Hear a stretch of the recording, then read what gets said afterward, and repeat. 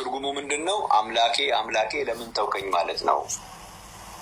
ይሄ የሚያሳየው ኢየሱስ ክርስቶስ በስጋ የተገለጠው አንድ አምላክ መሆኑን አያሳይም። ይሄ ሌላ ሁለተኛ አካል በሌላ ሰፈር አለ፣ በሌላ አካባቢ አለ።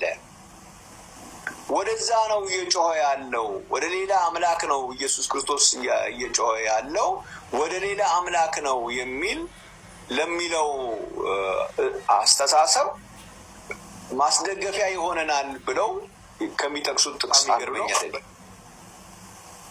ይህ ጥቅስ አብና ወልድ የተለያዩ አካላት መሆናቸውን የሚያሳይ ነው ብለው ደፍረው የሚናገሩ ሰዎች አሉ። አባት ሆይ ለምን ተውከኝ አላለም። እንደሱ አይደለም ያለ። እንደሱ ቢል ኖሮ ዛሬ አብና ወልድን የተለያየ አካል ለማድረግ ለሚፈልጉ ሰዎች ትንሽ በር ይሆናቸው ነበረ። ግን በእነሱ እይታ በዛ አስተሳሰብ አባት ሆይ ቢል ኖሮ አባት ሆይ ያለው አባት ስላልሆነ ከሆነ አምላክ ሆይ ያለውስ አምላክ ስላልሆነ ነው ወይ ብላችሁ ስጠይቁ፣ አይ አምላክማ ነው ይላል። ታዲያ አምላክ ከሆነ ለምን አምላክ ሆይ ይላል? አባት ሆይ ሲል አባት አይደለም ማለት ነው ካላችሁ፣ አምላክ ሆይ ሲልም ደግሞ አምላክ ስላልሆነ ነው ለምን አትሉ?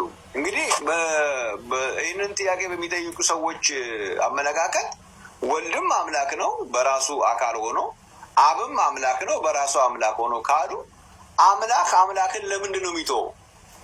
ለምን ተውከኝ ያለን አምላክ አምላክን እንዴት ይተዋል? ምን ማለት? በምን ምክንያት አምላክን በምን ምክንያት ነው የሚተወው? አምላክ የሚለየው እንዴት ነው? ስንት አምላክ አለ? የሚለይ አምላክና ይሄኛው አምላክ የሚለየው አምላክ ደግሞ ካለ ስንት ነው አምላክ? አይ አምላክ አንድ ነው ይላል። ታዲያ ይኸው እኮ ተለየው እኮ። እዚህ ጋር አምላክ አለ፣ ከአምላክ ደግሞ የሚለይ ደግሞ አምላክ ካለ ስንት አምላክ አለ? ደግሞስ አምላክን ለምንድን ነው የሚለየው? በእነሱ ትምህርት አብና ወልድ ድሮም ቢሆን የተለያዩ አካላት ናቸው። አብ የራሱ አካል አለው፣ ወልድ የራሱ አካል አለው፣ መንፈስ ቅዱስ የራሱ አካል አለው ከተባለ አብና ወልድ ከዘላለም የተለያየ አካል እስከሆነ ድረስ እንዴት ነው እንደ አዲስ መስቀል ላይ ለምን ተውከኝ የሚለው? እንዴት ነው እንደ አዲስ የሚለየው? ድሮም እኮ የተለያዩ ናቸው። አብም ሌላ አካል፣ ወልድም ሌላ አካል፣ መንፈስ ቅዱስም ሌላ አካል ይዞ ነው የሚኖሩት ከተባለ ድሮም የተለያዩ አካላት ናቸው። አሁን ለምን ተለየኝ እንዴት ይለዋል? እንደ አዲስ ድሮስ የተለያዩ አይደሉም? ምን ማለት ነው?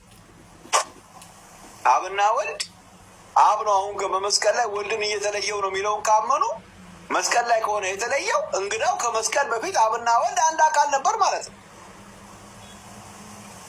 ማን ነው እዚህ ጋር የሚለየው? አብ ከማን ነው?